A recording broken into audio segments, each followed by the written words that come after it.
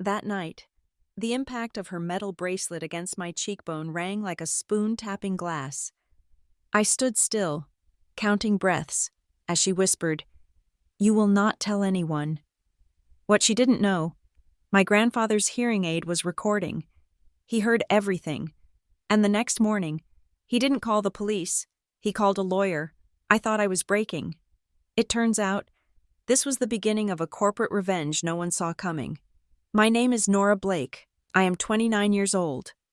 The digital clock on my car's dashboard read 11:04 p.m. When I finally turned onto Stonebridge Lane. The headlights cut through the manicured suburban quiet, illuminating the oversized mailboxes and the damp, clipped lawns of West Haven. My shift at Halberd and Vale, the functional foods conglomerate that loomed over the city, had run late. Again, compliance and risk never sleeps, especially not when we're 3 weeks from a quarterly audit. I parked the car, the engine's clicking as it cooled, sounding unnaturally loud in the silence. I sat for a moment, my hand on the gear shift. The house was dark, save for one light, the kitchen light, a single, cold rectangle of illumination at the back of the sprawling Tudor revival that Jasper, my grandfather, had built. It meant she was waiting up. My keys felt heavy, slippery in my hand. The sound of the deadbolt retracting was a sharp, metallic violation of the night. I pushed the door open, slipping inside, trying to make no more sound than a shadow. The house smelled of lemon polish and old money, and from the kitchen, the faint, acrid undertone of industrial floor cleaner. I didn't head for the stairs. It was a rule, unspoken but absolute. You checked in. I rounded the corner into the breakfast nook, my work tote still heavy on my shoulder. There she was, Vivian. She was sitting at the massive granite island, one hand wrapped around a porcelain mug of tea, the other tapping a rhythm on the cold stone. She wasn't my mother. She was my grandfather's wife, 20 years his junior, with a face that had been artfully tightened and smoothed into a mask of serene neutrality. Tonight, the mask was sitting poorly. The main kitchen lights were off. Only the fluorescent bar under the cabinets was on, buzzing almost imperceptibly, casting a sick, flickering light that made the stainless steel appliances look hostile. It glinted off the heavy, stacked metal bracelets on her wrist. And it glinted off the pendulum of the regulator wall clock. It wasn't ticking. It was swinging, back and forth, a silent, heavy judgment. Shush, shush, shush, a metronome for a threat. "You're late," she said. Her voice wasn't accusatory. It was flat, a statement of fact that carried more weight than a shout. "Audit prep," I replied, keeping my own voice just as level. I didn't move to set my bag down. She slid something across the granite island.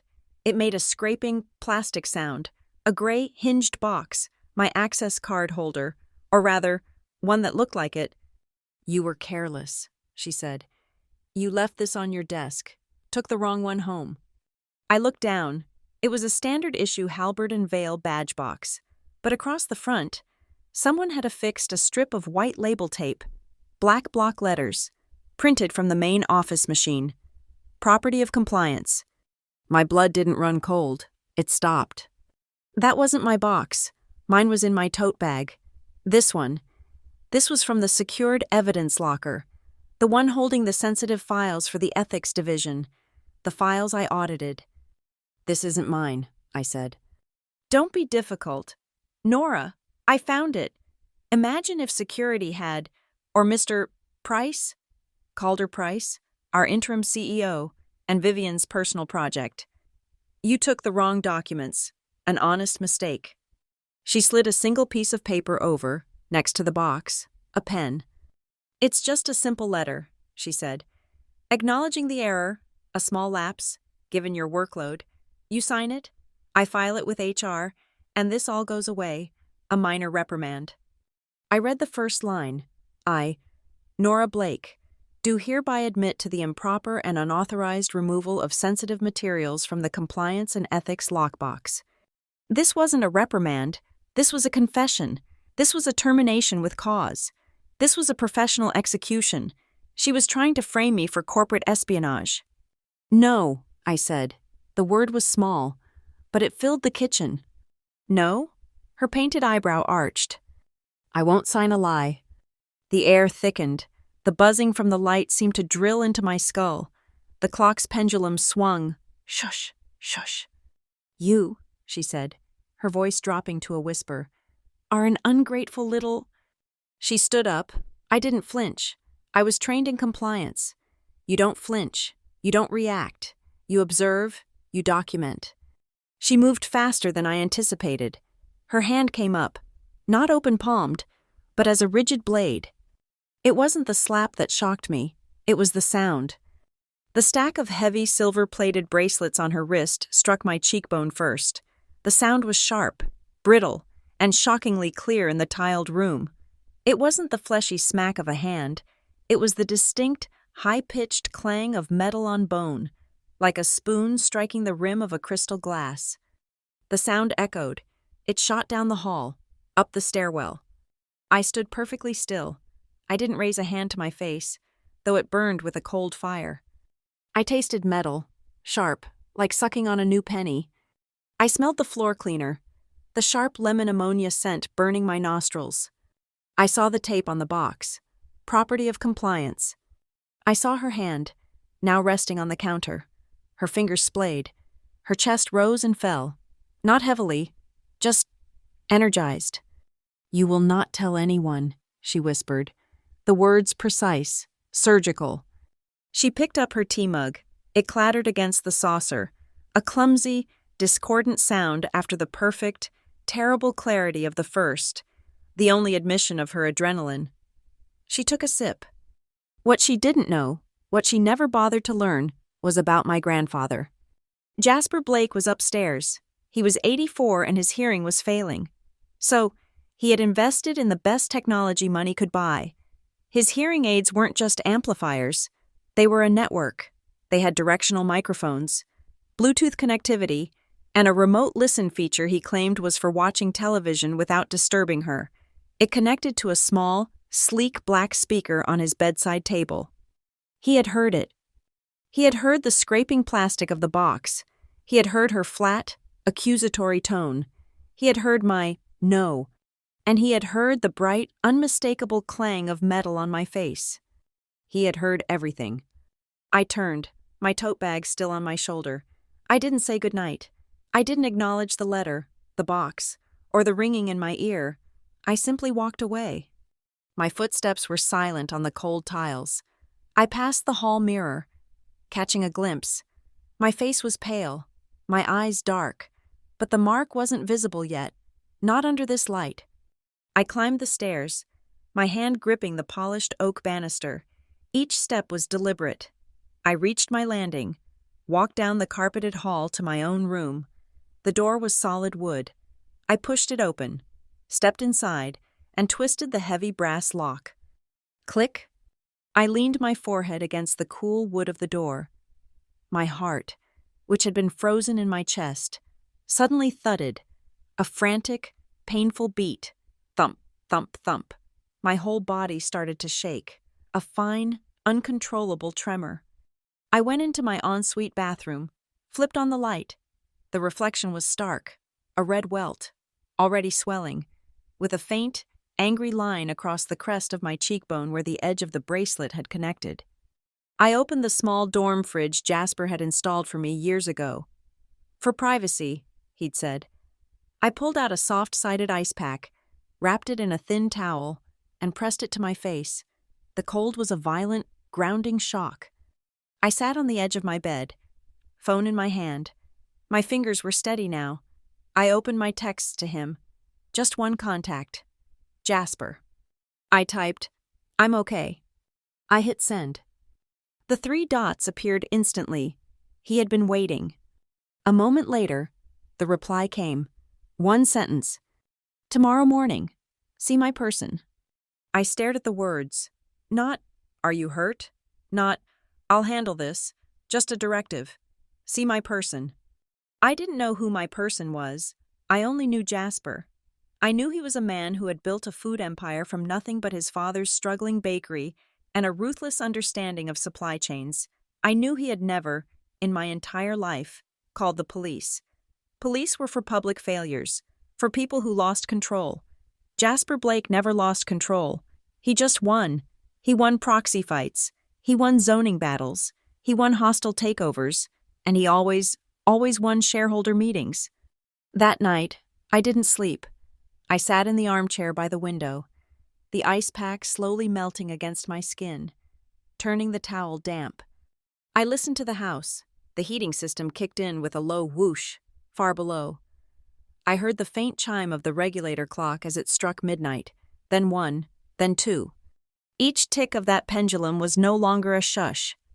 It was a countdown. Tick, tock, tick, tock. It was counting down to a war, and I, Nora Blake, compliance manager, granddaughter, and asset, was finally going to be deployed. The Oriole building was a column of black glass and steel that punctured the West Haven dawn. It was a place for money that didn't like to be seen, housing private equity firms, boutique investment banks, and on the 18th floor, the law offices of Leland, Vance and Grove. The elevator was silent, a padded gray box ascending with a faint, pressurized hum. It opened onto a lobby of pale marble and brushed steel. There was no receptionist, only a brass plaque and an intercom. I was expected. The inner door buzzed open before I could press the button. At 7:10 a.m., the office was already operational. The lights were on, a low, steady illumination that felt curated, not fluorescent. I smelled expensive, muted coffee and the dry, papery scent of recycled air and old documents. A woman was waiting for me in a corner office where the walls were not wood, but glass, overlooking the waking city. The sun had not yet breached the neighboring high-rises, casting the world in a cold, blue-gray light. "Nora Blake," she said. It was not a question. "Margot Leland," I replied. She was my person. Margot Leland was a name I associated with SEC filings and trust amendments, a signature at the bottom of dense, multi-page corporate disclosures. In person, she was compact, wearing a flawlessly tailored charcoal gray suit. Her hair was not graying.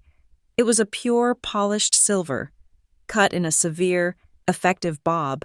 She looked less like a lawyer and more like a high-end circuit breaker, designed to handle immense voltage without. Her desk was a vast expanse of dark, polished wood, utterly empty save for a single, slim laptop, a leather blotter, and one thick, binder-clipped stack of documents. She did not ask me if I wanted coffee. She did not comment on the bruise, which I had carefully, and mostly unsuccessfully, tried to conceal with makeup. The yellow-green shadow was visible under the harsh office light. She simply gestured to the chair opposite her. "I spoke with your grandfather 2 hours ago," Margot said, her voice as crisp as the morning air outside. She sat, folding her hands on the blotter. "Let's be clear about the objective. Mr. Jasper Blake does not want a scandal. He is not interested in public retribution or messy litigation. He wants structure." She tapped the stack of documents. "This is structure." She slid the binder-clipped sheaf across the desk. It wasn't a slide. It was a precise, controlled push. I stopped it with my hand. The paper was heavy, cool to the touch. "You are an employee of Halbert and Vale, but you are also a primary beneficiary of the Blake Foods Trust." She continued, "The trust is the holding entity for the family's controlling stake. You know this. What you likely do not know are the specifics of its governance protocols." I looked down. The top page was titled, "Temporary Proxy and Delegation of Voting Rights, Pursuant to the Blake Foods Trust." Article 14. "Vivian," Margot said, using my stepmother's name for the first time, "operates under a provision as Mr. Blake's spouse, granting her certain advisory privileges and influence over the family's philanthropic and image-related endeavors, which she has, with Mr. Price's cooperation, expanded into vendor contracts at Halbert and Vale. This influence is contingent on the stability of the household and the well-being of the beneficiaries." She leaned forward, her eyes fixed on mine. They were a very pale, clear blue. "Your grandfather is a precise man. He believes in contingencies. He installed Article 14b 12 years ago, shortly after his marriage. She recited the clause as if it were scripture. In the event of substantiated physical violence or duress perpetrated by a spousal signatory against a primary heir residing within the family domicile, all dormant voting rights vested in that heir's name are immediately and temporarily activated. This is a non-dilutable, superseding provision. It is designed, and I quote, to preserve the integrity of the trust's human assets. I looked up from the page. Human assets, I repeated. You, she confirmed, without a trace of irony. You are the asset. The clause transfers the entirety of the Blake family's voting block, all 18%, from Jasper's control to yours, for a period of 90 days, long enough to clean house. The scale of it settled on me. This wasn't just about a slap. This was about control of the entire company. There are conditions, Margot said, raising one perfectly manicured finger. Your grandfather requires your absolute public silence for the next 30 days.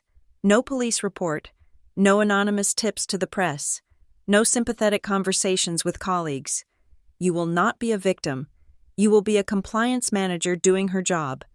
During this period, my team will conduct a forensic audit of every transaction Vivian has touched, advised on, or influenced in the last 24 months, specifically regarding her family image consultant role. She paused, and for the first time, her tone shifted, becoming a fraction sharper. Evidence? I didn't speak. I reached into my tote bag, the same one from last night. I pulled out a small, velvet-lined jeweler's box. I opened it and placed it on her desk. Inside, nestled on the velvet, was not a piece of jewelry, but my grandfather's high-end, silver-gray hearing aid. He left it on his bedside table, I said. Connected to the remote speaker, the device itself saves the last 12 hours of ambient audio to a micro SD card for diagnostic purposes. I retrieved it this morning before I left. I pushed the box toward her. The file is a WAV, timestamp 11:18 p.m. Location, kitchen, Stonebridge Lane. You will hear her present the fabricated document. You will hear me refuse, and then you will hear the event, the sound of her bracelets, her voice afterward. Margot looked at the hearing aid, then at me. A flicker of something, approval, perhaps, passed through her eyes. She did not take the box. My forensics team will retrieve it from you before you leave. We will need a sworn affidavit from you as to the chain of custody. Of course, I said. She sat back, the plan now fully on the table. This is how it proceeds. We do not file a criminal complaint. A criminal case is messy, public, and the burden of proof is high. It invites sympathy. We are not interested in sympathy. We are initiating a governance action. The evidence of the assault is not for a jury. It's the key to unlock Clause 14b. It is a contractual trigger, and the standard of proof is substantiated, which this recording and your affidavit will satisfy. She folded her hands again. Once 14b is activated, you will hold the voting power. We will freeze all vendor contracts associated with Vivian's advisory role, pending a full audit. The audit, which my team has already quietly begun, has found significant irregularities, specifically, a PR firm called River & Lynn. My stomach tightened. I knew that name. I'd seen their invoices. You will use that audit and your voting power to force a resolution at the upcoming annual shareholder meeting. Margot finished. We will not oust her from the family. We will sever her from the company. We will bankrupt her influence. Structure, not scandal. It was cold. It was precise. It was perfect. Margot slid a final document toward me, along with a heavy black fountain pen, an NDA, a non-disclosure agreement binding me to her firm and this plan. You will sign this, she said. I picked up the pen. It felt heavy, balanced. I clicked the cap off. As I lowered the nib to the paper, I saw my hand. It was trembling, a fine, high-frequency vibration, the tremor of adrenaline, of sleeplessness. of a rage so deep and cold it was becoming fuel. But when the pen touched the signature line, the tremor stopped. My name, Nora Blake, flowed onto the page in a steady, straight, and unwavering line. It looked like a fresh-drawn border, a new line on a clean sheet of paper. I capped the pen and pushed the document back. Margot nodded, as if a transaction was now complete. She stood up. I stood with her. "From this moment, Nora," she said, her voice low and final, "every word you say is a strategic asset. Do not waste a single one. Do not speak of this to anyone, not your friends, not your colleagues, and not your grandfather. He will be briefed by me, and only by me. You go to work, you do your job, you act normal. Is that understood?" "Yes," I said. "Good. My team will be in touch to schedule a private medical evaluation to document the injury. For the file, you can leave through the south exit." I walked out of her office, through the silent marble lobby, and back into the pressurized gray box of the elevator. When it opened on the ground floor, I walked toward the glass doors. The sun had finally cleared the buildings. It was a sharp, cold, early morning light that hit the glass and shattered. As I walked, I saw my reflection moving with me on the polished facade, a dark suit, a pale face, a faint shadow on one cheek, my signature, walking away from the building, already disappearing. I stepped out onto the sidewalk, the cold air hitting my face. It felt good. I pulled my phone from my pocket. One new message, from Jasper. It had been sent at 7:30 a.m. while I was signing the NDA. "Good. Keep working. Act normal. To act normal." That was the directive.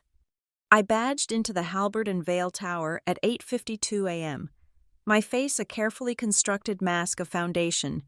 The bruise beneath was a dull, subcutaneous throb, a secret humming under the skin. The main atrium was bright, flooded with morning light, smelling of industrial-strength coffee from the subsidized cafe and the faint, ozonic scent of the 6-story living moss wall. Act normal. I logged into my terminal. The corporate intranet landing page blinked to life. The banner image, which rotated weekly, was stuck on last month's feature. Spotlight on. The Blake family. 3 generations of wellness. There we were. The perfect office family. It was a photo from the previous year's Health and Harvest Gala. My grandfather, Jasper, stood in the center, looking less like a CEO and more like a titan, one hand gripping his ebony cane. To his left, me, Nora Blake, in a navy blue sheath dress, smiling my professional, compliant smile. And to his right, her hand resting possessively on his forearm, was Vivian. She was beaming at the camera, her teeth impossibly white, her blonde hair catching the light, her wrist tastefully adorned with silver. We were the picture of a thriving, multi-generational corporate dynasty, smiling in front of the very moss wall I had just walked past. "Family is the core of our brand." That was the tagline beneath it. I stared at her smiling face, at the wrist that wore the bracelets, at the public mask she wore so flawlessly. My job title is manager, compliance and risk. It sounds important, but at a company like Halberd and Vale, it's a mid-level gatekeeper position. My office is a glass-walled box on the 14th floor, overlooking the HVAC units of the neighboring building. I am, in essence, paid to be the most unpopular person at the quarterly review. My team and I audit internal controls, review expense reports, and vet third-party vendors. My job is to say no. I am the one who says no when the marketing department wants to fast-track a new supplement supplier without a full FDA compliance check. I am the one who says no when a sales executive tries to expense a $5,000 client dinner that has the distinct shape of a private ski weekend. My function is to protect the company from its own impulses, to enforce the rules, to deny all requests for flexibility. Flexibility is the corporate speak Vivian used for breaking the rules. She wasn't an employee, she held no official title, she drew no salary, had no H&V email address, and did not appear on any organizational chart. Vivian was a ghost in the machine, but a ghost with immense power. As Jasper's wife, she had leveraged the Blake Foods Trust to carve out a niche for herself. Family image consultant. This vague, unassailable role gave her control over the company's public soul. She managed the multi-million-dollar charitable sponsorships. She approved the guest lists for galas. She dictated which community brand-friendly events Halbert and Vale would support. And in this capacity, she worked very, very closely with our interim CEO, Calder Price, a man whose ambition was only exceeded by his deference to the Blake name. 6 weeks ago, I found it. I was conducting a routine, random audit of community engagement expenditures. A vendor name kept appearing on invoices routed through Calder's office. River and Lynn Public Relations. The invoices were for significant sums, 5 and 6 figures, but the line items were laughably vague. Strategic outreach, brand alignment services, reputational management. It wasn't just vague, it was sloppy. I found duplicate invoices, not just similar, but exact, line-for-line copies, submitted 3 weeks apart, paid out to 2 different bank account numbers. It was a classic, amateur hour red flag for fraud. I did a deep dive, working on my own laptop, off the company network. River and Lynn Public Relations was a single-member LLC, registered to a mail drop address in Delaware. It took me less than 2 hours of cross-referencing public databases and archived social media photos to find the registered agent, a man named Alistair Rowan. Vivian's maiden name was Rowan. Alistair was her brother. I did exactly what my job required. I followed protocol to the letter. I compiled the evidence, the duplicate invoices, the LLC registration documents, the wire transfer logs. I scrubbed all metadata from the file, encrypted it, and submitted it through the official, anonymous whistleblower portal. The integrity line. The system assured me the report was encrypted and routed directly to the head of the Ethics Council and the Audit Committee chair, bypassing the executive team. Your report, H&V 8819, has been received and will be reviewed.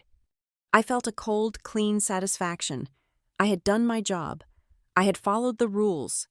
That was on a Monday. On Tuesday morning, I came down to the kitchen at Stonebridge Lane. It was 6:00 a.m., the sky outside still a dark, bruised purple. She was already there, sitting at the granite island in a silk robe, sipping tea, and placed squarely in the middle of the island, right where she would later set the fabricated access card box, was a stack of paper, a printout. My report, all 12 pages, H&V 8819. My blood stopped moving. The portal was ironclad, impenetrable. It was impossible. "The coffee is fresh," she said, not looking up. I stared at the pages, the encrypted file name, the screenshots. She let the silence stretch, thick and heavy, before she finally lifted her gaze. Her eyes were calm, almost bored. "It's so ugly. Nora, airing family laundry in public, even anonymously." "How?" My voice was a croak. She shrugged, a delicate, dismissive gesture. "Calder, of course. He's a sensible man. He knows that anything that touches the family reputation needs to be filtered through me first, for consideration. Before it goes to the committee, it's just good governance." She tapped the report with one long, painted fingernail. "Don't trip up the family. Nora, this company is this family. You are a Blake. You want to keep your job? You want to keep this? Be nice. Be flexible." She pushed the stack of papers toward me. "This disappears. We all forget it. Understood?" I didn't answer. I just picked up the report and left the room. That day, the day before she escalated, the day before the slap, I walked through the corporate headquarters in a daze. I passed the cafeteria, a gleaming expanse of glass and reclaimed wood. On the wall, in a brushed aluminum frame, was one of our core value posters. Simple, elegant, sans serif font. "Integrity begins at home." I stopped. I just stood there, staring at the words, while employees bustled around me with their salads and their yogurt cups. I knew where integrity died. It died on a granite countertop at 6 a.m., next to a cup of jasmine tea, murdered by family consideration. It was the moment I truly understood. The system I was paid to protect, the anonymous portals, the ethics committees, the entire compliance framework, was a lie. It wasn't there to protect the company, it was there to protect her. So I stopped reporting, and I started collecting. After that threat, my real job began. I was no longer a compliance manager. I was a digital archivist building a case. I bought an external solid-state drive, kept it air-gapped from the H&V network, and stored it in a locked compartment in my bag. I collected everything. Every email from Calder to Vivian's personal address that was accidentally CC'd to the sponsorship team. Vivian, as per your advisory, we have approved the River and Lynn contract for the fall gala. Every inflated invoice, every padded expense report from the family image budget. I downloaded the payment receipts. I went to the West Haven charity ball, not as a Blake, but as an auditor, and took high-resolution photos with my phone. The River and Lynn logo on the Step and Repeat banner, right next to the Halberd and Vale logo. I was building a fortress of data, brick by digital brick. She must have sensed I hadn't backed down. I wasn't being flexible, so she escalated. She planted the fake access card, trying to frame me for theft. She needed me fired, discredited, gone. And when I refused to sign her confession, she lost control for one perfect, audible second. That night, after I returned from Margot Leland's office, I acted normal. I made dinner. I did not see Vivian. I went to my room and worked on a risk assessment report that suddenly seemed meaningless. Around 10 p.m., I went to my grandfather's study to say goodnight. He was in his usual leather armchair, under his usual brass reading lamp, the Wall Street Journal open on his lap. The house was silent. He didn't look up when I entered. He didn't ask about Margot. He didn't ask about my face.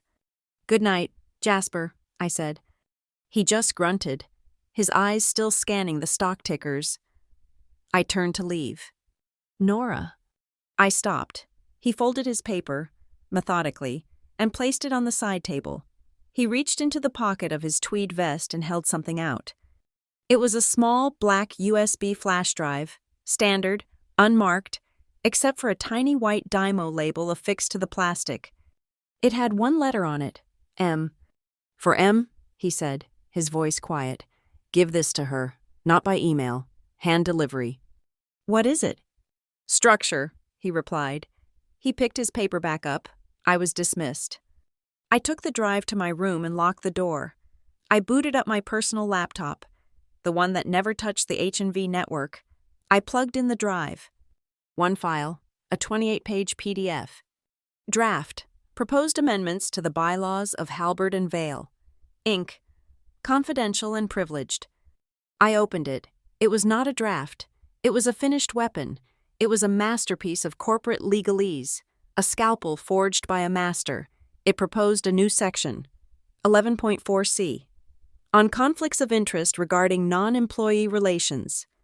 It redefined conflict of interest with such surgical, inescapable precision that it left no room for interpretation.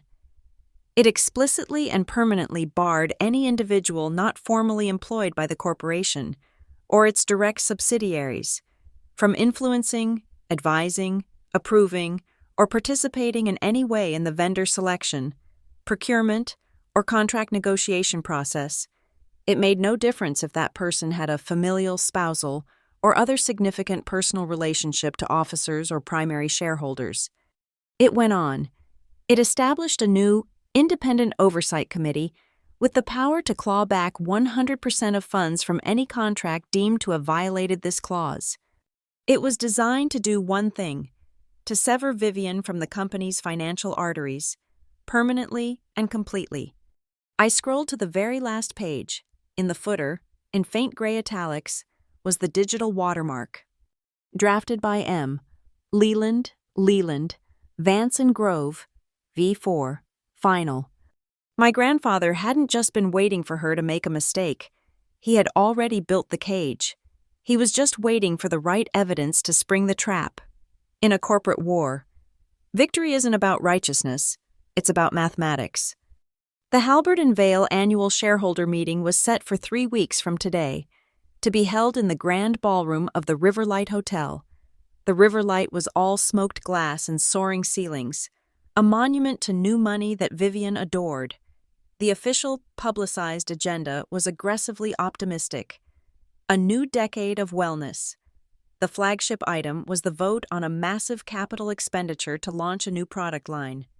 Vital Bone, a high-margin, calcium-based supplement for the aging population. On the surface, it was routine. In the shadows, it was the battlefield. The math was simple, and the math was everything. Halbert and Vale is a public company, but the Blake family, through the Blake Foods Trust, holds the largest single voting bloc, 18%. 18% is not a majority, it's not 51, but it is the anchor, it is the center of gravity. In a widely held company, 18% is the kingmaker. The rest of the shares are scattered, held by the vast, faceless street, institutional investors, massive pension funds, passive index funds, and a small, nervous block of senior executives, including Calder Price. Historically, these institutions vote with management. They are passive, predictable, they approve the budgets, they rubber stamp the board members, and they cash the dividend checks. Jasper, with his 18%, has always guided them, and they have always followed. But Clause 14b changed the math. Clause 14b of the Blake Foods Trust was Jasper's failsafe, a dead man's switch buried in 30 pages of trust law. It was designed to protect the integrity of the trust's human assets, his bloodline, me. If triggered by substantiated evidence of physical violence, it didn't just give me power, it transferred the entire anchor, all 18%. The full voting rights of the Blake Foods Trust would be temporarily assigned to me, Nora Blake, for a period of 90 days. 90 days. Long enough to call a special meeting, long enough to purge a board, long enough to burn an empire to the ground and rebuild it. The clause was a weapon of mutually assured destruction, and Vivian, in her arrogance, had just handed me the launch codes. But the weapon wasn't active yet. It needed a key. Substantiated evidence, Margot had said. A finding of fact, a contractual trigger. The audio file of the slap was the clang of the key turning, but Margot Leland was too thorough to rely on just one file. She required an unimpeachable, third-party, corporate-ready package. 2 days after our meeting, I received a calendar invite from her office. It was not a request. It was a summons. Assessment, it read. The location was a medical building across town, a place with no affiliation to Halbert and Vale or the Blake family hospitals. The name on the door was Dr. Eris Thorne, Psy, D, F, A, C, F, P. Forensic and Clinical Psychology. Dr. Thorne was not a therapist. He was a human auditor. He was thin, precise, and wore a white coat as if it were armor. He didn't ask me how I felt. He didn't ask about my childhood or my relationship with my stepmother. "Please confirm your identity," he began, his voice a flat monotone. I provided my driver's license. He scanned it. "Please state, for the record, the date, time, and location of the incident, 11:18 p.m., Tuesday, October 21st, the kitchen of the residence at Stonebridge Lane. Please describe the event." My stepmother, Vivian Blake, presented me with a fabricated document and demanded I sign it. I refused. She then struck me across the left side of my face. With what? Her hand, while wearing several heavy metallic bracelets. "Thank you." He motioned me to a clinical examination chair, the kind with the white paper rolled over the top. The lights in the room were bright, white, and unforgiving. He took a small black card with colored squares, a photographer's calibration card, and held it next to my cheek. The bruise had ripened. It was no longer an angry red welt. It was a mottled, ugly bloom of yellow, green, and deep purple, a map of ruptured capillaries. He photographed it. Click, from the front, click, from the side, click, a close-up of the faint, linear abrasion left by the bracelet's edge, click. I have received the audio file from Ms. Leland's office, he said, moving to his desk. I have also received the photographs you took of the kitchen, the fabricated badge box, and the letter of confession. He typed for 10 minutes, his fingers moving with a rapid staccato rhythm. Then his printer whirred. He handed me a 5-page document. It was not a medical chart. It was a report. Personnel Risk and Evidence Substantiation, Blake N. Finding: the audio evidence is consistent with the physical evidence. The physical trauma, left zygomatic contusion with linear abrasion, is consistent with the witness statement.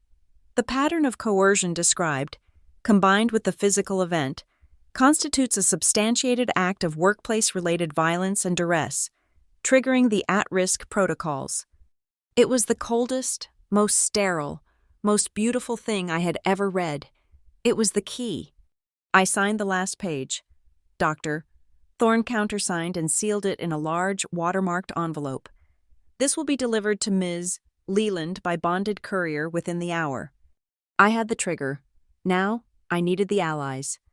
18% was the anchor, but 18% alone could not win a contested vote against the entire entrenched management. I could start a fire, but I needed the institutions to fan the flames. Margot's strategy was not to fight Vivian on the battleground of family drama. That was messy, unpredictable. It invited speculation. We would fight her on the one battleground the institutions understood: governance. The public agenda was vital bone, but the shadow agenda, the one Vivian had been pushing Calder Price toward for months, was the massive 9-figure marketing budget attached to its launch. That budget was destined for a single, pre-selected vendor, Riverent Lynn Public Relations. She wasn't just trying to remove me from the house. She was trying to remove me from the company so she could finalize the largest single act of fraud in Halbert and Vale's history. That night, I didn't go to sleep. I went to work. Margot had identified the targets, not the mega funds like Vanguard, which were too passive. She targeted the activists, the mid-sized, influential funds known for clean governance, the ones who weren't afraid to write scathing public letters to underperforming boards.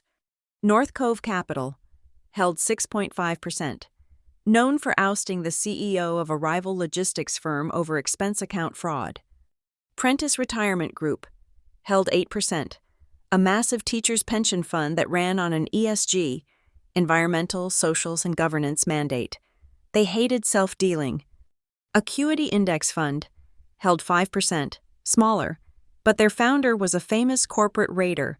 They smelled blood in the water. My 18% plus North Cove's 6% plus Prentice's 8% plus Acuity's EU's 37%. It wasn't a majority, it was a block, a terrifying, unified block that was more than enough to flip the entire board, derail the agenda, and force an independent investigation. At 2:14 a.m., the house on Stonebridge Lane was silent. The only sound was the faint hum of my personal laptop. I was not using my Halbert and Vale computer. I was using a secure, encrypted email service routed through a Proton server. I had the package. It was not the 28-page bylaw amendment from Jasper. It was not Dr. Thorne's forensic report. Those were my aces, held in reserve. This was the bait. It was a 6-page summary, prepared by Margot's team, titled Executive Summary, Vendor Risk Assessment, River and Lynn, LLC. It was cold, factual, and devastating. It showed the duplicate invoices. It showed the flow of funds. It showed the LLC registration linked directly to Vivian's brother. It showed, in 3 simple charts, how Halbert and Vale had already paid $11.4 million for services that had no metrics, no deliverables, and no proof of existence. My hand had trembled when I signed Margot's NDA. Now, as my finger hovered over the mouse, it was perfectly still. This was not an act of fear. This was a compliance filing. I was reporting a high-level risk to our key stakeholders. I wrote a single line in the body of the email. To the attention of the governance committees of North Cove, Prentice, and Acuity. Attached, Please find a confidential summary of significant governance vulnerabilities and vendor malfeasance related to Halbert and Vale Agenda Item 7.4, Vital Bone Project Budget. I am available to discuss this data at your earliest convenience. I attached the PDF. I clicked send. The sound of the key was a tiny, sharp tick in the quiet room. The email was gone. I sat back, staring at the screen. The clock on the wall read 2:15 a.m. I waited. The drumbeat of the numbers in my head was replaced by the slow, agonizing thud of my own heart. 2:30 a.m. Nothing. 2:45 a.m. Nothing. Had they missed it? Filtered it as spam?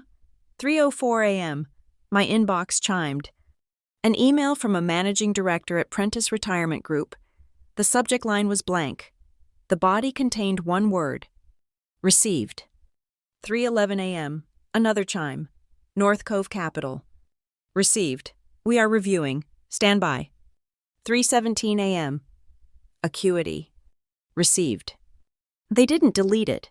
They didn't ignore it. They didn't forward it to Calder. They received it. The hook was set. The bait was in the water. The sharks were circling. My phone, sitting dark on the desk, vibrated. A text message. It was from Jasper. He must have been awake, watching the market data from Asia. Or maybe he just knew. His message was, as always, brutally simple. Good. Now. Let them come to you. Don't go to them. The message from North Cove Capital, stand by, was a coiled spring. For 3 days, the corporate world was silent. I acted normal.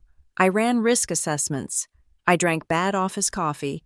And I said no to a marketing manager who wanted to claim clinically proven on a supplement that had been tested on 12 rats. Then, on Friday, the countermove came, not from the funds, but from Vivian. It arrived as an all-company email. Subject: a special luncheon.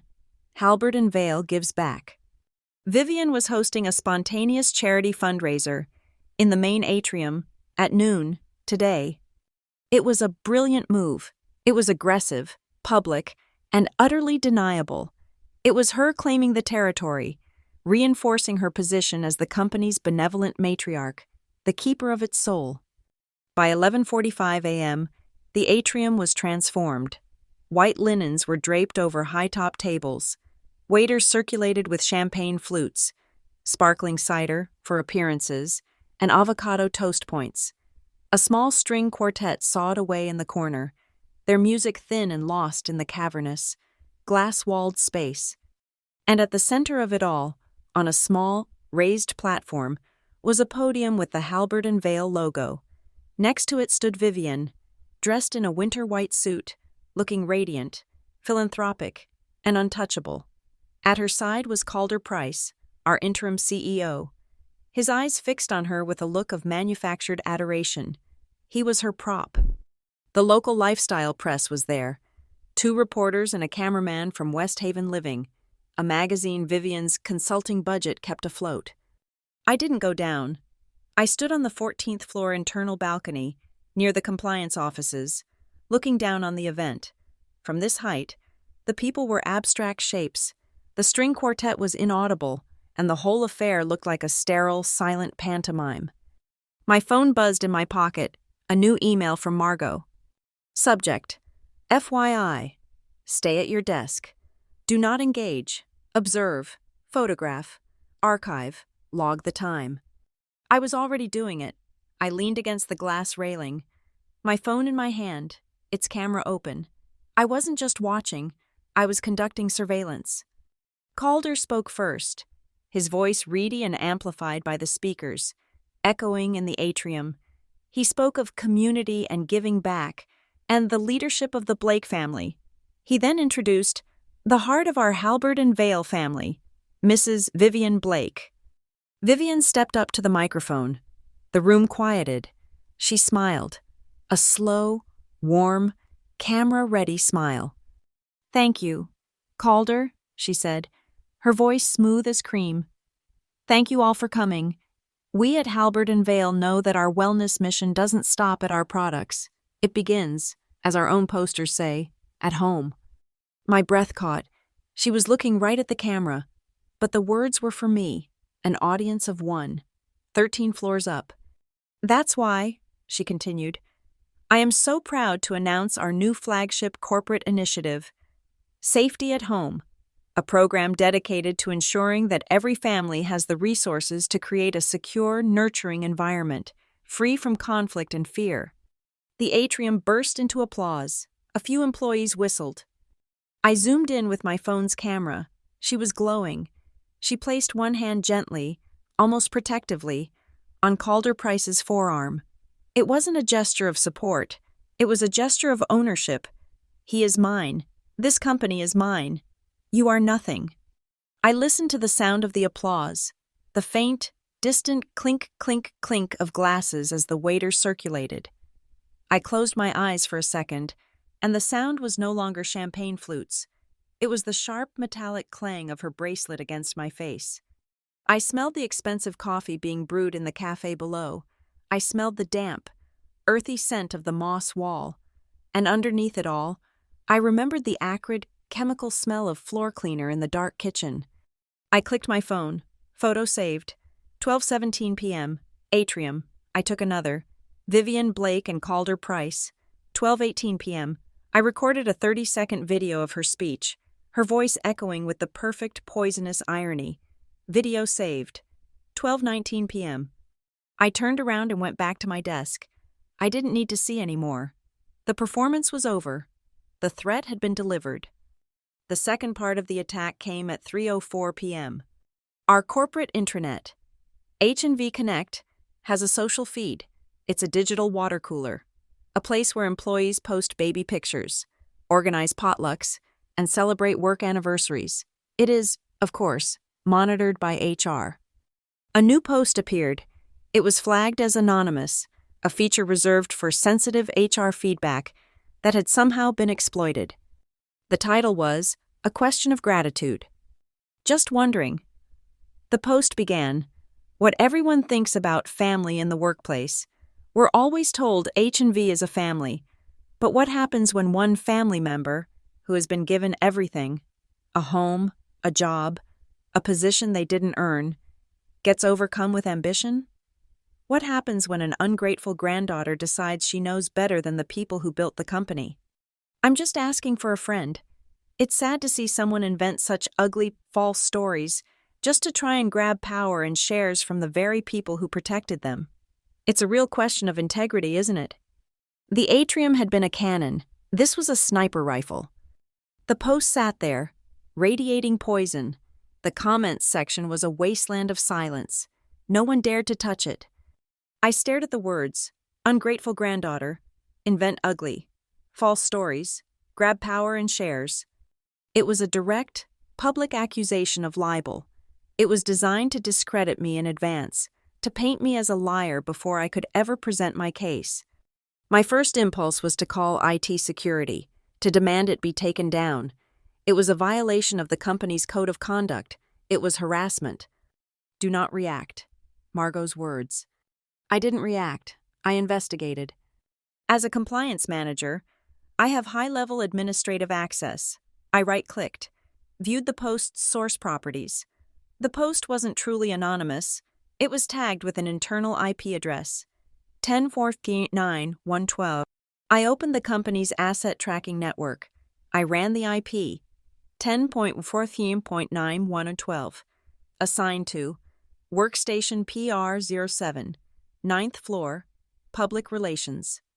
I checked the 9th floor seating chart, the PR department. I cross-referenced the workstation assignments, PR07, assigned to Temporary Consultant, Guest Pass. I then cross-referenced the Guest Pass log for the 9th floor PR department for today, 10:00 a.m., 4:00 p.m., guest, Ms. Amelia Vance, host, C. Price, reason, consulting.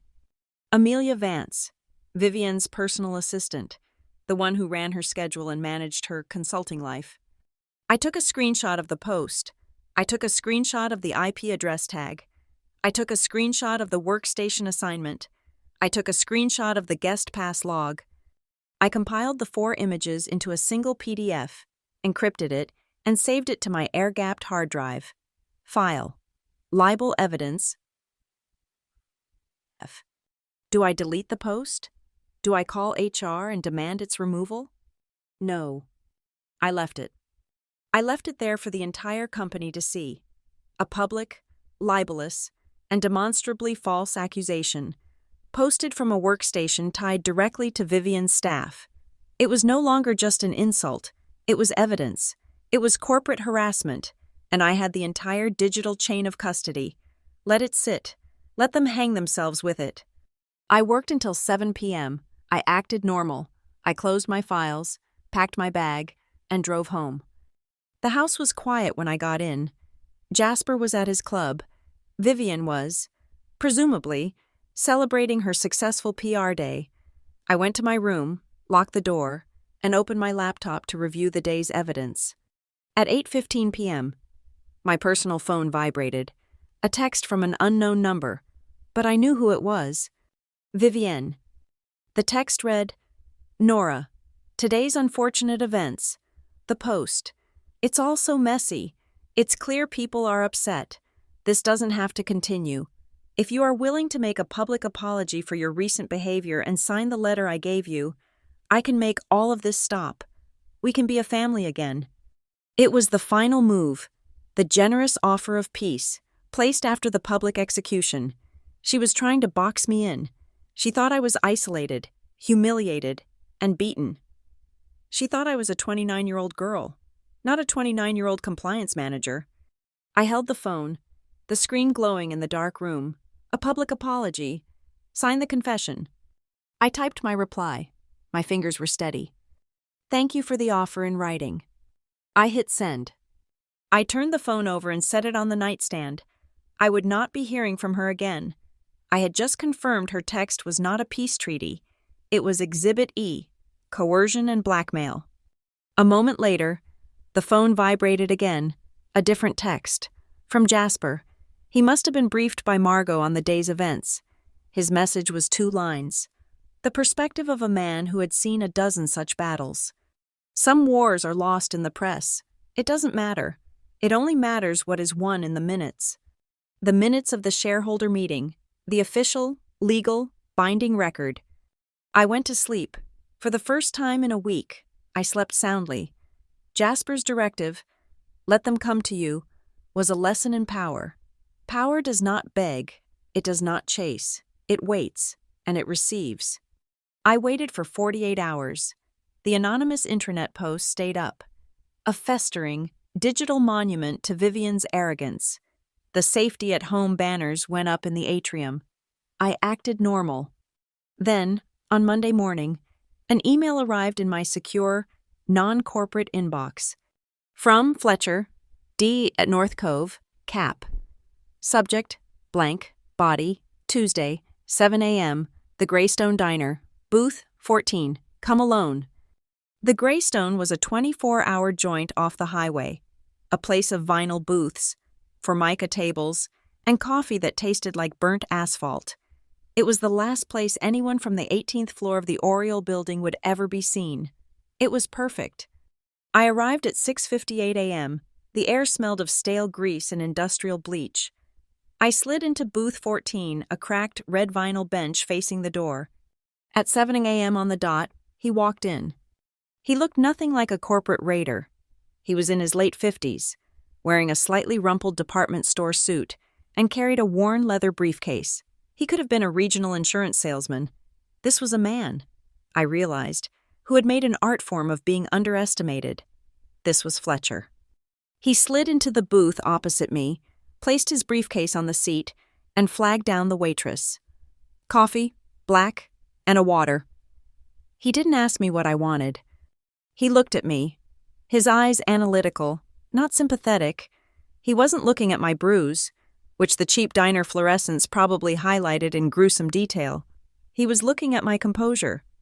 The waitress set down our mugs and the salt, pepper, and sugar dispensers. The table between us was empty, save for those 3 items and a small black leather-bound notebook Fletcher placed by his hand. No laptops, no phones. This was an off-the-record meeting. You're Nora Blake, he stated. I am. You sent the file. I did.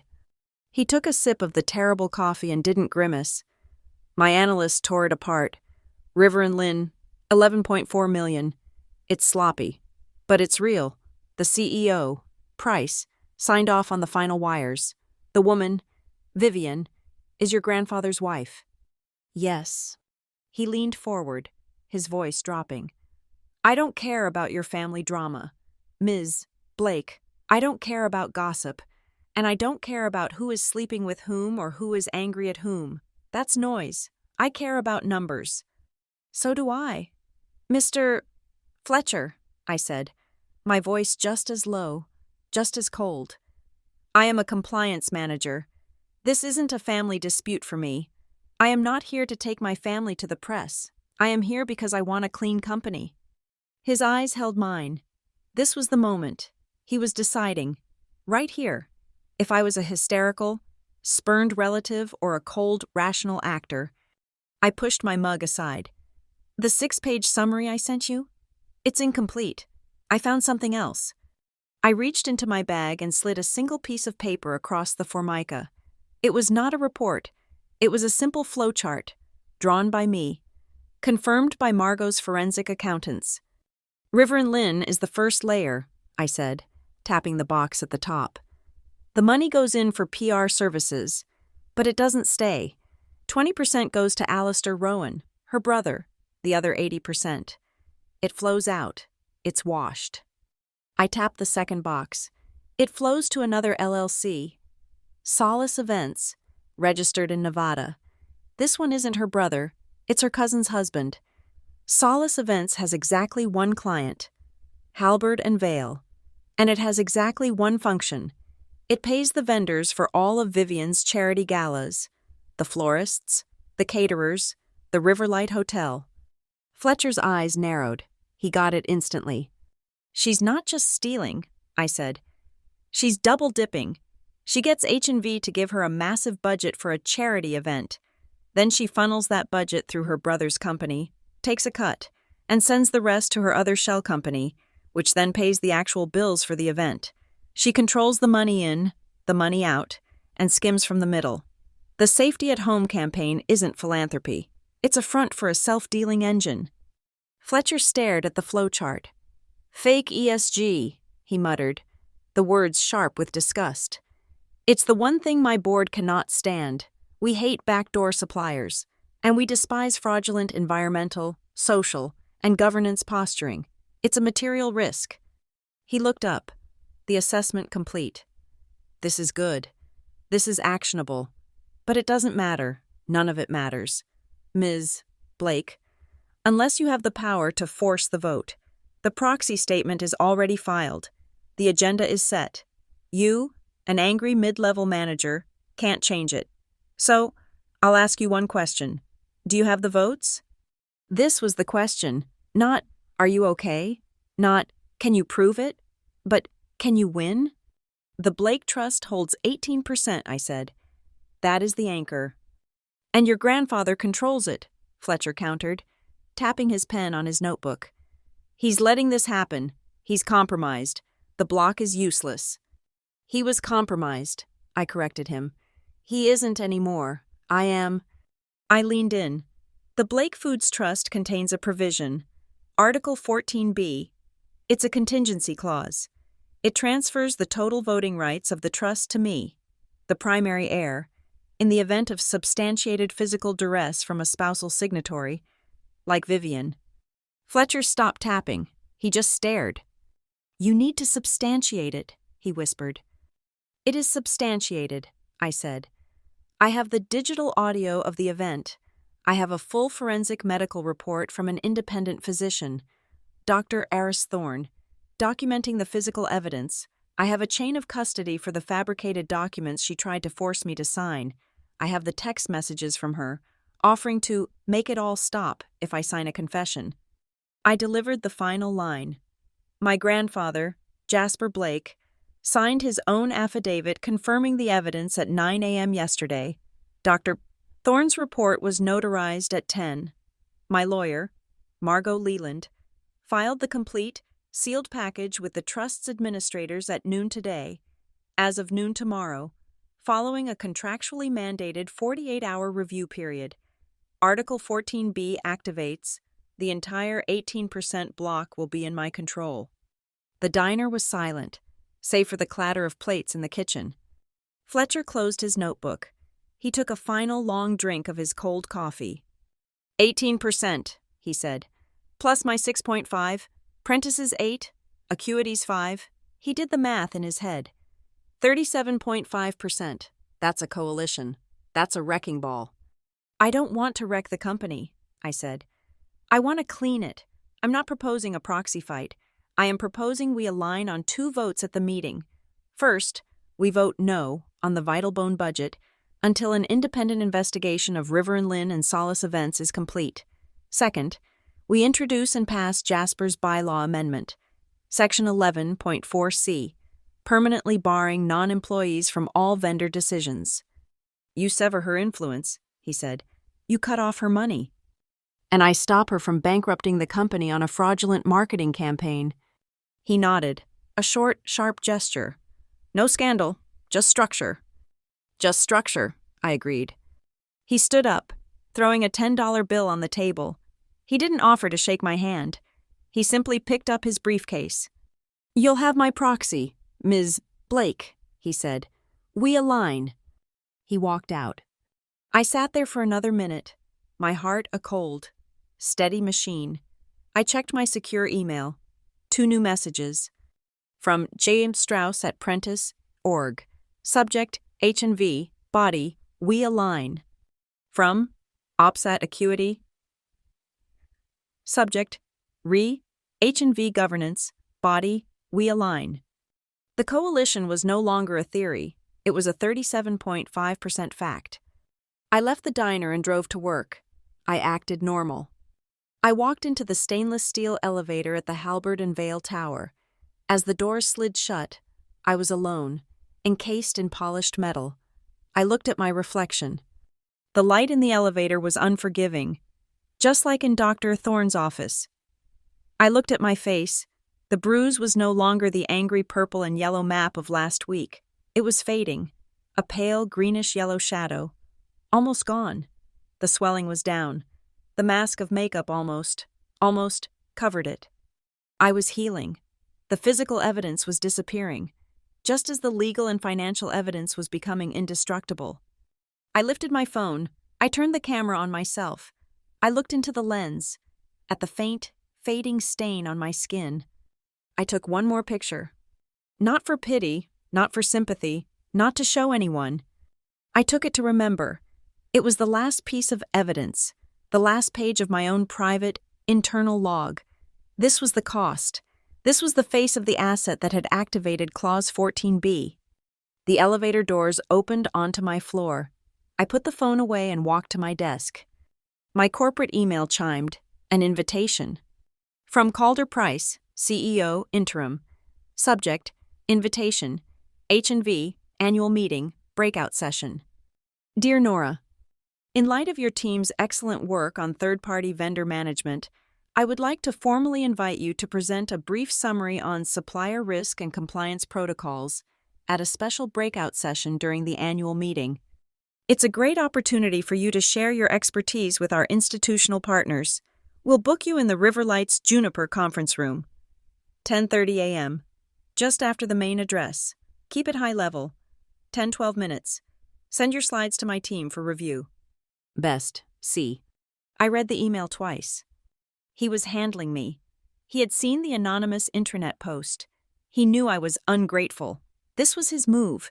He was placating the difficult family member by giving me a great opportunity, shunting me off to a side room, a breakout session, where I could talk about my boring compliance rules to an empty room of mid-level analysts while the real meeting, the real votes, happened in the main ballroom. He was trying to put me in a box. I looked at the invitation again. The Juniper Room, 10:30 a.m., after the main address. He had no idea. He didn't know about 14B. He didn't know about Margot. He didn't know about Fletcher. He had just given me a podium. He had just given me an official spot on the agenda. He had just handed me the microphone. It was perfect. The Riverlight Hotel's grand ballroom smelled of industrial-grade air freshener and new gray-blue carpet. The ceiling was a dark void. 2 stories up, bristling with hanging projectors and focused spotlights that cut cones of white light onto the stage. A massive banner hung suspended. The clean, green and white logo stark against the black backdrop. Halberd and Vale. Annual shareholder meeting. The air was filled with a low, expectant murmur, the sound of hundreds of conversations, the rustle of proxy statements, the quiet click-clack of laptops. Then, a change in the atmosphere. The murmur didn't stop, but it shifted in tone. The lobby doors opened, and the light changed. Flash, flash, flash. The local press had arrived, and so had she. Vivian glided into the room. She was wearing a sheath dress of ivory white, a color of startling, aggressive purity. Her hair was a flawless blonde helmet. She was not just on Calder Price's arm. She was fused to it, guiding him. Her smile brilliant, practiced, and aimed at the cameras. She was the matriarch, the image of the brand, the picture of safety at home. Calder, in his dark suit, looked like her accessory, his face tight with a strained, proud smile. They took their seats in the front row, reserved for the board and executive officers. My entrance, 5 minutes later, was silent. No cameras flashed. No one turned. I wore a simple, severe black wool suit. My hair was pulled back so tightly it hurt my scalp. A knot at the nape of my neck. I was not an heiress. I was not a victim. I was a compliance manager. And this was my uniform. Beside me, my grandfather walked slowly, his hand resting on his ebony cane. Jasper Blake looked exactly as he was supposed to. 84 years old, frail, and semi-retired. He was a figurehead, a beloved founder attending one last meeting for posterity. He looked like a man who was just there to watch. We did not sit in the front row. We sat in the third row, with the other, non-officer shareholders. I saw Fletcher from North Cove in the 5th row. He was reading the agenda, looking profoundly bored. The representative from Prentice was checking her phone. The man from Acuity was sipping water. The coalition was in place, hidden in plain sight. The meeting began. The lights dimmed, save for the bright, hot wash on the stage. My heart was not racing. It was slow, heavy. Thump, thump, thump, a hydraulic pump pushing cold blood through my veins. Calder stepped up to the podium. He ran through the preliminaries. The financials, good. The market position, strong. The future, bright. He was a decent speaker, projecting an aura of competent, boring leadership. Vivian watched him, her smile one of serene approval. And that, Calder said, his voice resonating with false confidence, brings us to our future, the single biggest, most exciting launch in this company's history, the Vitalbone Initiative. A slide appeared behind him, a beautiful digitally rendered image of the new product, surrounded by smiling, active seniors. This is more than a product, Calder continued. It's a promise, and it requires a strategic partner who understands our core values. I am referring, of course, to the comprehensive marketing and PR strategy developed by our partners at River and Lynn. He was gushing. He was setting the stage for the 9-figure budget vote. He was handing Vivian her victory on a silver platter. But first, he said, consulting his notes, we have a brief, related presentation. We talk a lot about strategy, but we also value safety. Governance is key. So, before we vote on the budget, I've asked our own Nora Blake, manager of compliance and risk, to speak for a few minutes on, supplier risk and compliance protocols. He had to read the title. He hadn't bothered to memorize it. This was the sideshow. This was the bone he was throwing me. He gestured to the side. Nora, a warm welcome for Nora Blake. The applause was sparse, polite. I stood up. I walked the long aisle, my heels making a sharp, solitary click, click, click on the temporary flooring. I stepped up the small stairs to the stage, into the blinding, colorless light. I adjusted the microphone. the thump of my hand on the metal echoing through the silent room. I looked out, a sea of dark, anonymous heads. In the front row, Vivian was not looking at me. She was whispering something to Calder, smiling. I clicked the remote in my hand. My presentation, the one I had submitted to Calder's team, appeared on the massive screen. Slide 1. A framework for third-party risk management. "Good morning," I said. My voice was flat, dry, and amplified. It sounded unnaturally loud. "My name is Nora Blake, Manager of Compliance." I clicked Slide 2. Vendor Vetting Protocols. SICO 4A. I clicked Slide 3. Payment Disbursement and Reconciliation. I spoke for 8 minutes. I used words like leveraging, interfacing, double-blind verification, and Net 90 audit cycles. It was a masterpiece of corporate jargon. It was intentionally, excruciatingly boring. I saw the man from Acuity stifle a yawn. I saw Calder check his watch. In the front row, Vivian had now taken out her phone. She was scrolling. "All of which," I continued, my voice steady, "brings us to a specific, high-priority case study." I clicked Slide 4. Case Study, River and Lynn, LLC. In the front row, Vivian's thumb stopped scrolling. Her head came up, slowly. "River and Lynn, LLC," I said, "was onboarded as a strategic partner under an expedited review process." I clicked Slide 5. Flowchart, Financial Disbursements, H&V to R&L. This chart demonstrates the flow of $11.4 million from our community engagement budget. I clicked Slide 6. Analysis, Duplicate and Atypical Invoicing. This slide shows 6 invoices, totaling $2.8 million, submitted and paid twice, routed to 2 separate, non-vetted bank accounts. I clicked Slide 7. Entity Registration, River and Lynn, LLC, and Solace Events, LLC. And this slide shows the legal incorporation documents for River and Lynn, registered to Alistair Rowan, and Solace Events, a secondary shell, registered to his spouse. These entities are directly linked to a non-employee family relation of this board. The room was no longer sleepy. The air was tightening. I could hear the faint click-click of laptop keys. Faster now. Calder was staring at me, his face pale, his mouth slightly open. Vivian was rigid. Her phone was dark. Her hands were gripping her white purse in her lap. She was staring at the screen, at the LLC registrations. "My job is compliance," I said. "But my job is also risk. The data I have shown you is a financial risk. It is a legal risk. But there is another, more immediate risk I'm required to report, a risk to personnel. A risk of governance failure through duress." I looked at Calder. "You invited me here to speak on supplier risk.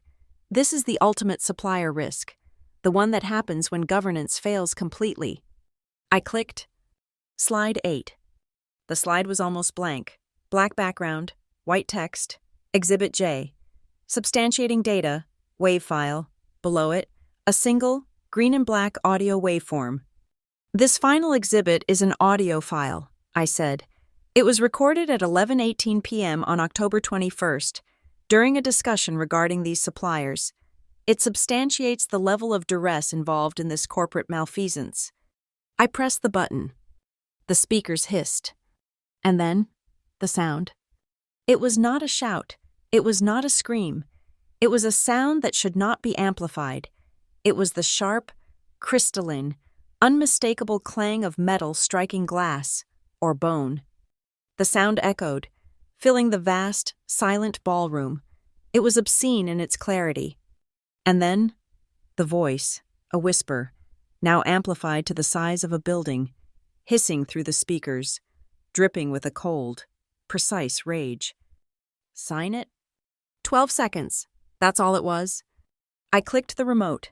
The audio cut off. The silence that followed was absolute. It was a vacuum. No one coughed. No one moved. The air had been sucked from the room. Breathless. I let the silence hang for 3 full beats. In the front row, Calder Price looked like he was going to be sick. I turned my head, just slightly, and looked at the front row. I did not speak to the audience. I did not speak to the board. I spoke directly to her. "I am not a victim," I said, my voice as cold and clear as the audio. "I am a compliance manager, and what you just heard is the sound of a severe, critical, and material governance risk. The risk of coercion, the risk of fraud, the risk of a non-employee, a family member, using physical intimidation to force the approval of fraudulent contracts." I turned back to the audience. "This is not a family matter. This is a shareholder matter. The Vitalbone budget, as proposed, is compromised. The partner, River and Lynn, is a fraudulent entity. The process is corrupt." I took a breath. "Therefore, as a manager of this company and a shareholder, I formally motion to amend the agenda. I move to table the vote on the Vitalbone budget. I move for an immediate, independent, special audit of River and Lynn, Solace Events, and the Family Image budget, and I move to introduce and immediately vote on Bylaw Amendment 11.4C, permanently barring any non-employee individual, regardless of relation, from participating in any vendor selection or decision-making process." A new sound, a chair scraping. In the fifth row, Fletcher, the man from North Cove Capital, was on his feet. His voice was not amplified, but it was loud. It was the voice of a man who owned 6.5% of the company. "North Cove Capital seconds the motion." I looked at Vivian. She was not looking at me. She would never look at me. Her head was turned, her eyes wide, staring, desperate. She was looking at the one person who she thought could save her. She was looking at my grandfather. Jasper sat motionless in the third row, his hands resting on his cane. He didn't look at her. He didn't look at me. He looked at the stage, as if he were simply watching a dull play. And then, very slowly, he turned his head and looked at her. He didn't speak. He didn't frown. He just met her gaze. And he gave a single, almost imperceptible, devastatingly final tilt of his head. Checkmate. The room was a vacuum, hollowed out by the 12 seconds of audio. Calder Price was a statue of sweat, his mouth open. The board chairman, a man named Henderson, was tapping his microphone, his face a mask of bewildered fury. "Order," he gavelled, the sound dull and ineffective. "Order, Ms. Blake, this presentation is wildly out of procedure. You cannot simply—" "It is entirely in procedure, Mr. Chairman." The new voice was not mine. It came from the center aisle. Every head turned. Margot Leland was standing at the shareholder microphone, a slim, leather-bound portfolio in her hand. She was the picture of calm, an island of cold structure in the sea of chaos I had just unleashed. She had not been on the stage, but she was now, in effect, in control of the room. "Mr. Chairman," Margot continued, her voice amplified, cutting through the panicked whispers. "I am Margot Leland, Chief Counsel for the Blake Foods Trust, which represents the 18% anchor block of this company. Ms. Blake's motion is in order, but before the body can vote, a matter of governance must be clarified for the record." Calder Price's face, already pale, went ashen. He knew that name, Vivian, frozen in the front row, knew that name. "For the purpose of the minutes," Margot said, "it must be understood who, precisely, is voting that 18% block today." She opened her portfolio, pursuant to the Blake Foods Trust, Article 14, Section B. She began to read. Her voice was not emotional. It was not dramatic. It was the flat, rhythmic, inescapable sound of a machine. She read the legal language that I now knew by heart. In the event of substantiated physical duress perpetrated by a spousal signatory against a primary heir, all dormant voting rights vested in that heir's name are immediately and temporarily activated for a period of 90 days to preserve the integrity of the trust's human assets. She looked up from the page, her gaze sweeping over the board. The substantiating evidence, which includes the audio you have just heard, a full forensic medical report, and supporting affidavits, was filed with the trust administrators. The contractually mandated review period expired at noon yesterday. The clause is active. She paused, letting the weight of the words settle. Therefore, for the record, for this meeting, and for the next 89 days, the full 18% voting power of the Blake Foods Trust is controlled exclusively by Ms. Nora Blake. A sound tore through the room. It was not a word. It was a raw, guttural noise of disbelief. No! Vivian was on her feet. Her ivory dress was a streak of white against the dark suits of the board. Her face, a moment ago a mask of shock, was now a contorted, furious red. The camera's flashed, capturing the precise moment the mask shattered. She wasn't looking at me. She wasn't looking at Margot. She spun around, her desperate, wild-eyed gaze fixed on the third row. "Jasper!" she shrieked, her voice cracking.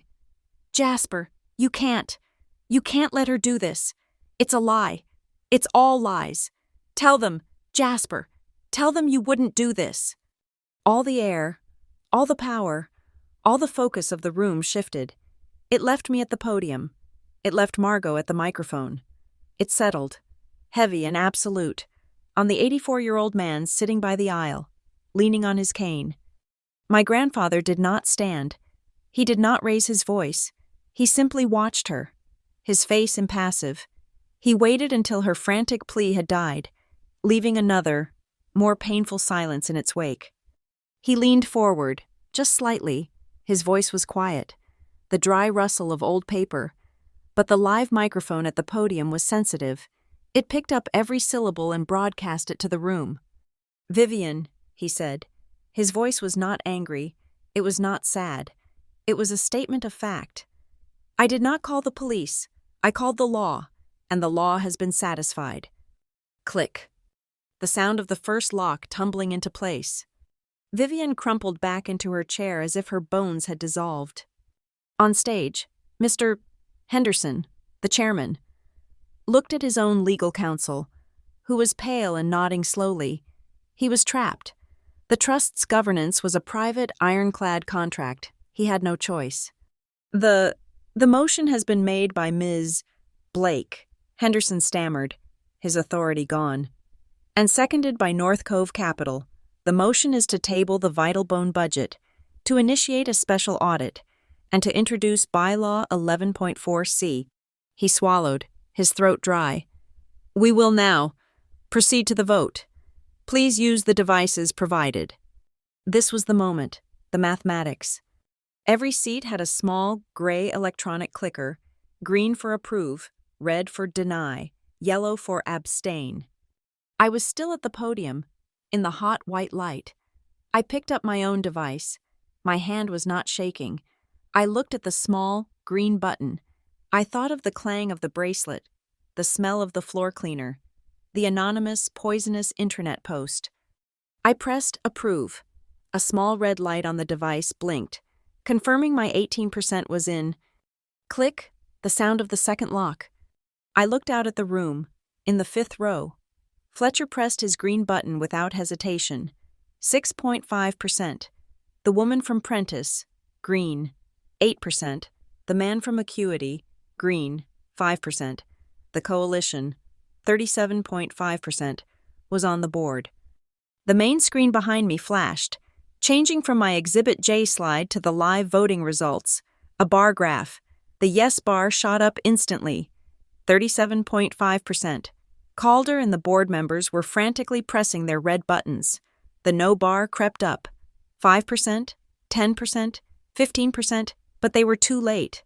The other institutions, the ones who had been watching, were confused, but they were not stupid. They saw the 37.5% block. They saw the founder's granddaughter, wielding the founder's power, in alignment with three of the most aggressive activist funds on the street. They smelled blood. And they smelled a winner. The yes bar began to climb again. 40%, 50%, 60%.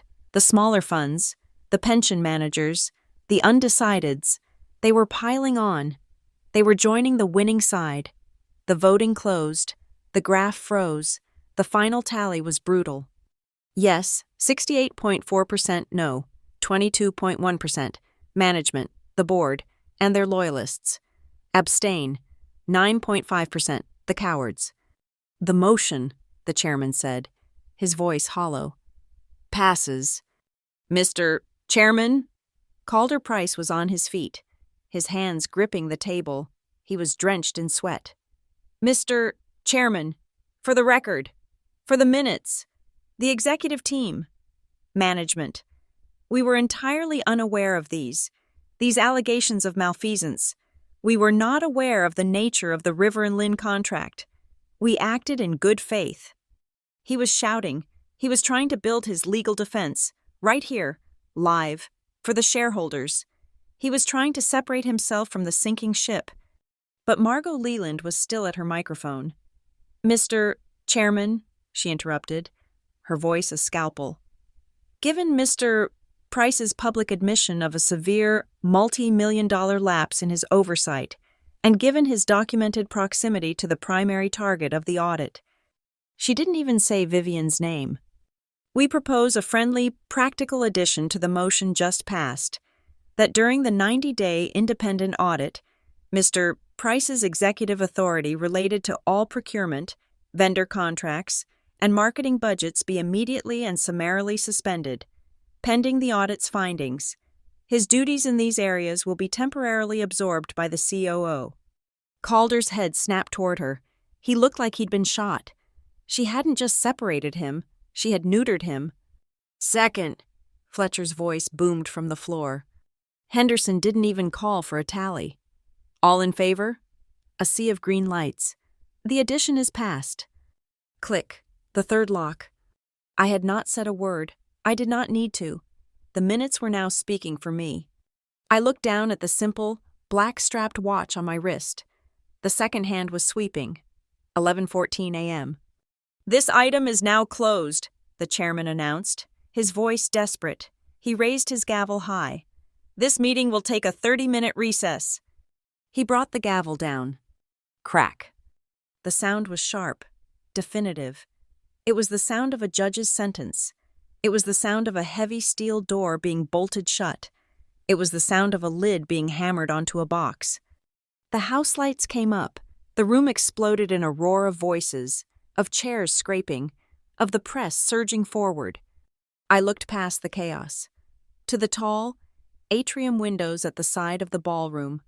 Outside, the sky had turned a dark, bruised gray, a cold.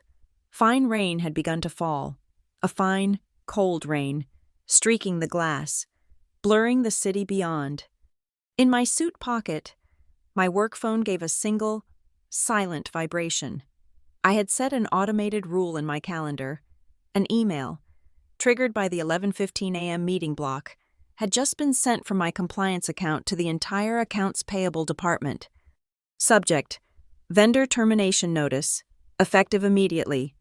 Body: Per shareholder resolution 11A, all contracts and payment schedules for the following vendors are immediately terminated pending special audit.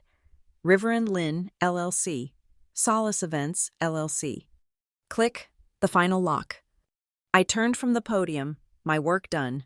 I walked down the steps, off the stage. I walked past the front row, a zone of pure chaos. Reporters shouting questions at the catatonic board members. I looked at her, Vivian. She was still sitting. She had not moved. She was a statue in an ivory dress. She was staring at the now blank screen that had broadcast her 68.4% execution. Her hands were in her lap, clutching her white leather purse. Her knuckles were white. Her knuckles went white. All the color, all the life, had drained from her. I did not stop. I continued up the aisle. Against the current of people surging forward, I stopped at the third row. My grandfather was slowly pushing himself to his feet. He leaned heavily on his cane, a frail old man who had just watched the world burn.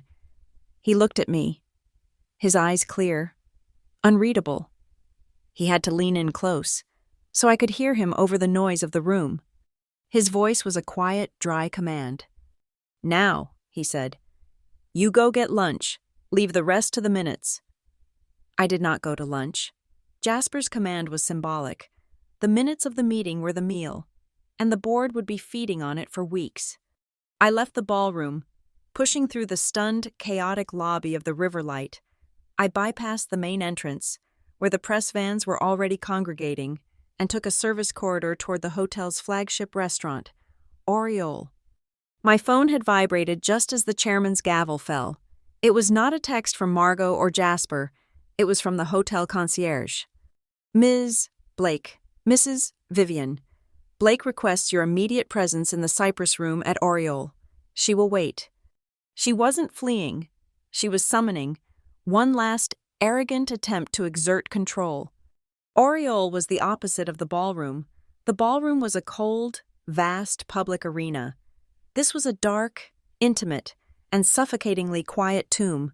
The lighting was all recessed, low and yellow, designed to make everyone look jaundiced and rich. The carpet was so thick it absorbed all sound. I smelled old wine and beeswax. A maitre, his face a perfect mask of polite indifference, was waiting for me. Ms. Blake, this way. He led me past the main dining room, where silent, wealthy patrons dissected their food, and toward a set of heavy, dark wood doors. He opened one, revealing a small, private chamber. The room was dim, the walls were wine-dark. In the center, a single round table was set for two. It was covered in a pristine, blindingly white tablecloth.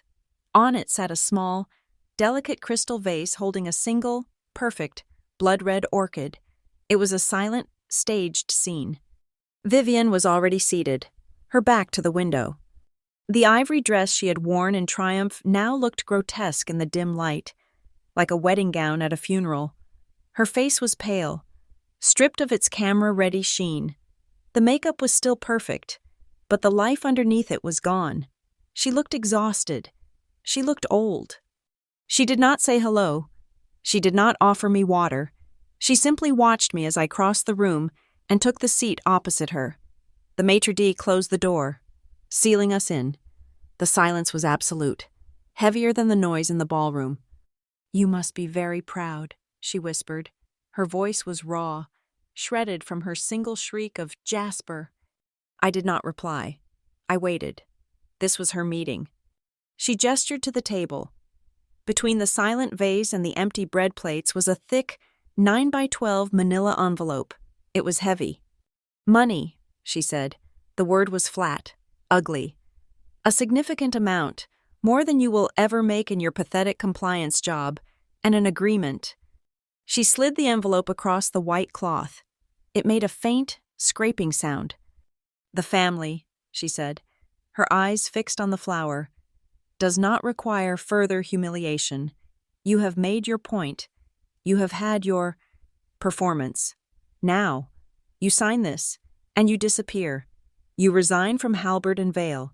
You waive your rights to the trust, and you leave Westhaven. In exchange, you will be extraordinarily wealthy." Her hand, the one that wore the bracelets she was not wearing today, was trembling. I looked at the envelope. This was her final move. Not a knife, not a slap, a purchase order. She was trying to buy the truth. I pulled the flap. It was not sealed. I reached inside. I did not see cash. I saw a document, 20 pages, bound in a blue legal cover. I pulled it out and set it on the white tablecloth. The title was Private Family Settlement and Retraction Agreement. This was not an NDA. An NDA is for silence. This was for a lie. I flipped to the first page. I am a compliance manager. I read contracts for a living. I know the language of traps. My eyes scanned the dense, legal text. The dim yellow light of the room seemed to concentrate on the words. Clause 1. Retraction of statements. Nora Blake does hereby acknowledge and agree that all statements, verbal and implied, made during the Halberd and Vale annual shareholder meeting were made under significant emotional duress and do not reflect objective facts. Clause 2. Acknowledgement of fabrication. Nora Blake does further admit that the audio recording, Exhibit J, was presented without context in a manner designed to mislead, and that her characterization of physical intimidation was a fabrication. Clause 3. Culpability. Nora Blake accepts full responsibility for the financial and reputational damages. Clause 4. Permanent, irrevocable non-disparagement. I stopped reading.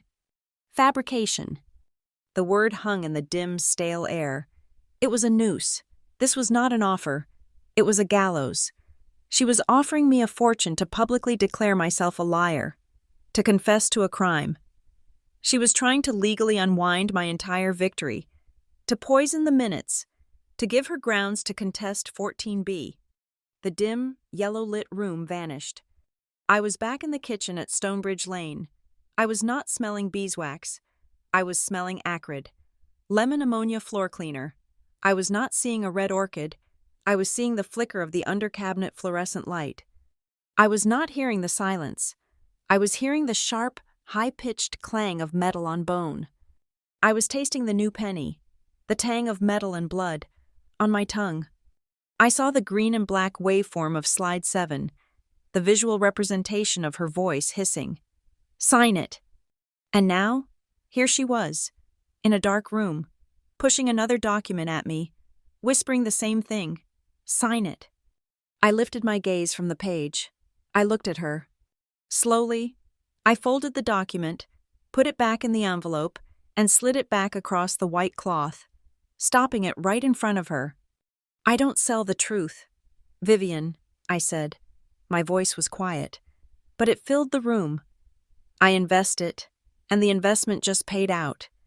Her pale face tightened. The exhaustion was replaced by a familiar, cold venom.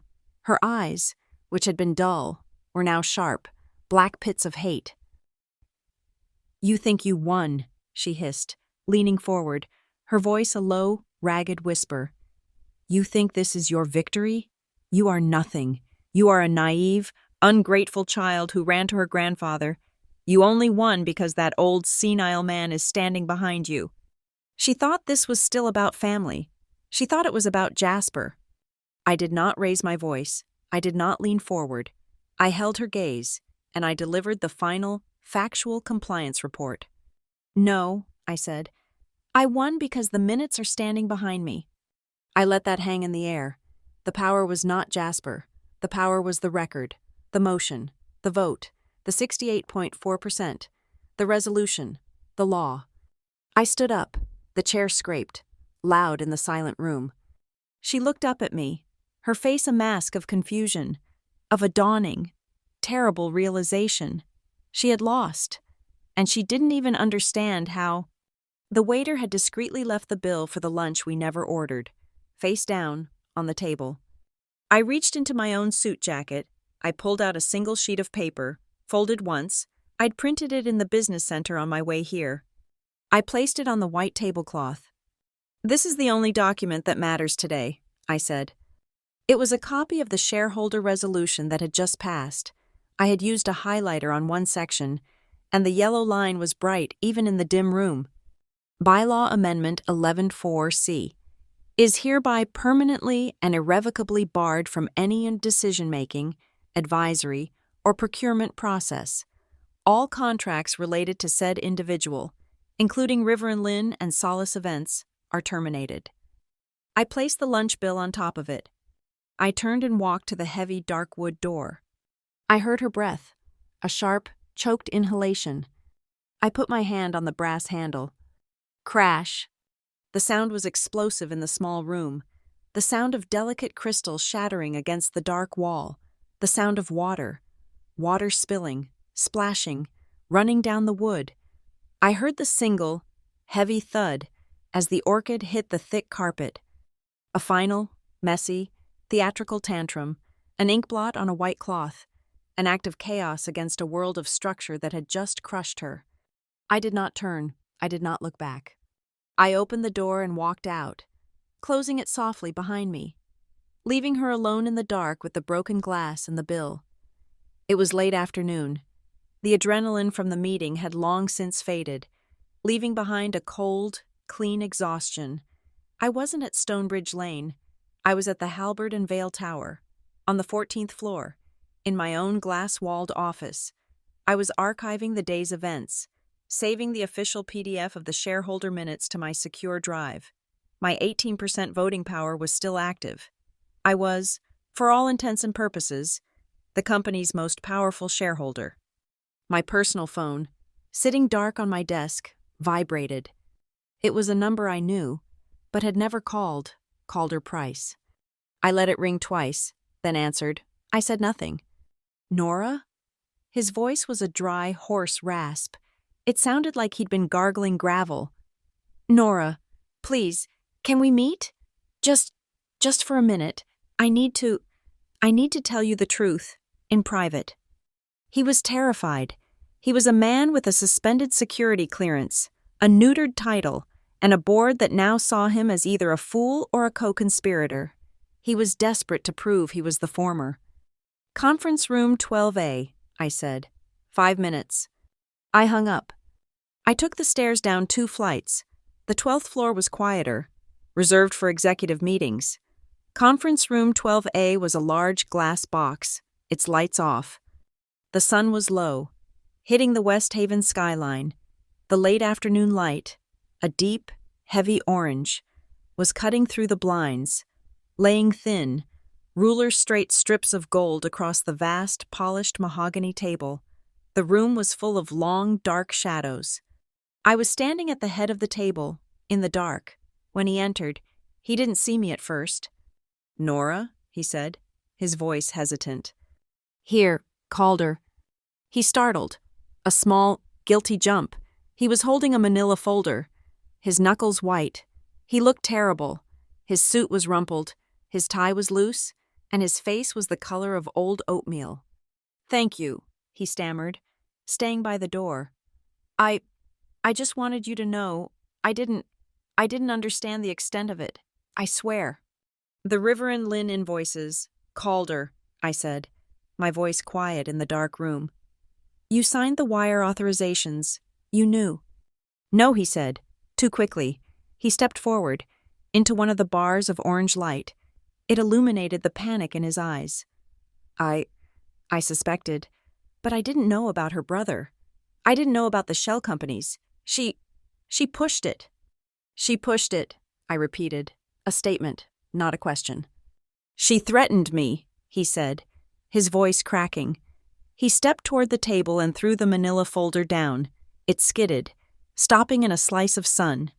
She said if I didn't approve the Vitalbone budget, if I didn't fast-track her partner, she would tell Jasper I was incompetent. She said she'd have me fired. She said she would pull me down with her if I ever questioned her. He looked at me, his eyes pleading. I have a family, Nora, a mortgage. I was just trying to manage her, until Jasper came back to his senses. He pushed the folder toward me. These are the text messages, from her personal phone to mine, the entire chain, every threat, every demand to be flexible and show loyalty. Please. He wasn't confessing. He was defecting. He was a rat, fleeing Vivian's sinking ship, trying to trade his loyalty to her for immunity from me. He was offering me the last of his assets, the evidence of his own coercion. I picked up the folder. I did not open it. I did not look at the texts. I just held it. I am not the audit committee, Calder, I said, and I am not HR. This isn't a confession. Then what is it? He whispered. It's Exhibit F, I said. I turned and walked out of the room, leaving him standing alone in the dark, by the table of dusty gold light. I didn't offer him comfort. I didn't offer him amnesty. I didn't promise him his job back. I offered him nothing. His truth was just more data for the file. As I walked down the empty corridor, my phone buzzed in my pocket. I pulled it out. A new text from Jasper. It had arrived at the exact same moment I was taking the evidence from Calder. Good work. Eat. I smiled, just slightly. I walked to the end of the hall, to the large glass window that overlooked the atrium, now dark and empty. The Safety at Home banners had already been taken down. I looked at my reflection in the glass.